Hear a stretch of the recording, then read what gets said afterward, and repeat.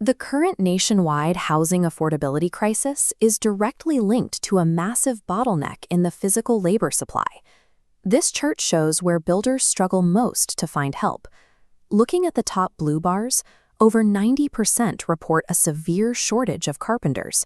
They are significantly harder to find than plumbers, electricians, or roofers.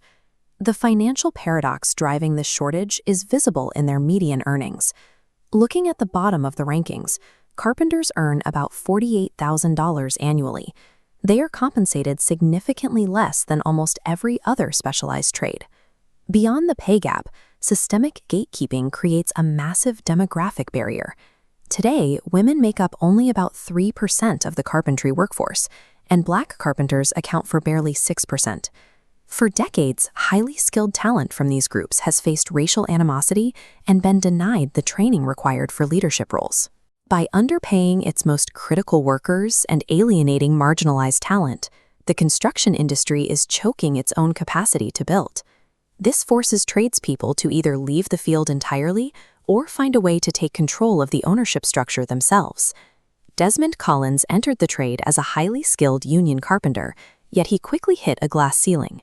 Despite physical mastery of the craft, he was repeatedly excluded from the foreman roles and project management positions that dictate a job site's direction. He realized that technical skill alone wouldn't protect his livelihood. When you trade hourly labor for a paycheck, you are at the mercy of a network that decides your worth for you. To bypass those barriers, Collins pivoted, moving away from just swinging the hammer. He became the licensed general contractor, the one who negotiates the contracts and manages the budget. Real leverage comes from owning the institutional framework that writes the checks, rather than simply working for the person who does. Black tradespeople have a long history of engineering physical miracles under impossible constraints. In the 1830s, Horace King became a master bridge builder while society legally considered him property. King utilized an innovation called the town lattice truss to span wide, rushing rivers. By crisscrossing diagonal wooden beams and pinning them together like a rigid web, he could distribute massive downward weight evenly across the entire structure without needing rare, oversized timber logs. His work was so reliable that his enslaver, who acted as the public face of the business, offered 5-year warranties on King's bridges. At a time when a bad storm could wipe out a town's infrastructure, that warranty represented total confidence in King's engineering math. By the 1920s, that legacy of innovation continued with Frederick Messiah. Facing racist unions that tried to lock him out, Messiah secured massive government contracts by offering a futuristic product they couldn't ignore: reinforced concrete. He mastered the physics of embedding high-tensile steel rebar inside concrete. This allowed the concrete to handle the crushing weight of a building, while the steel handled pulling and bending forces that would otherwise cause the structure to crumble. When marginalized builders are locked out of traditional pathways, they survive by creating technical workarounds and engineering standards the rest of the industry eventually adopts. Today's barriers are less about physical engineering and more about navigating bureaucratic gatekeeping and razor-thin margins. Desmond Collins outlines a survival system he calls the triple shield. To access lucrative commercial and government bids, a contractor must secure their state license, general liability insurance, and workers' comp.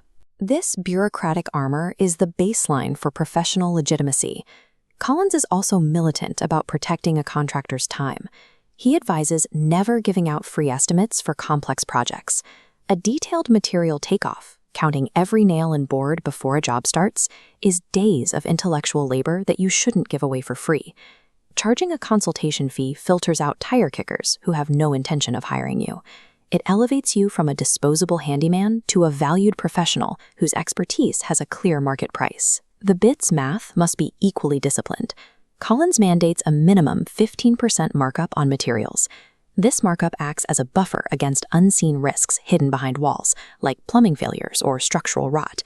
Without this contingency, one unexpected issue can bankrupt the entire project.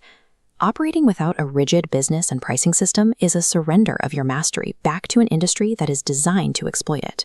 This business system transforms the exploited laborer into a tech-powered contractor who controls their own rates and utilizes tools like drone surveying to stay ahead of the competition.